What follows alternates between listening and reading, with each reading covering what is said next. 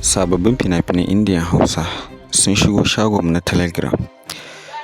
Sabbin fina-finai masu ban sha'awa sun sake fitowa a wannan makon, cike da labarai masu ɗaukar hankali da nishaɗi mara iyaka.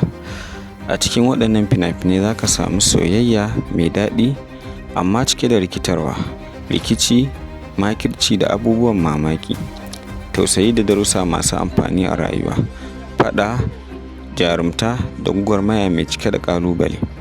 An fassara su zuwa harshen Hausa mai sauƙin fahimta da ingantaccen sauti domin jin daɗin ku.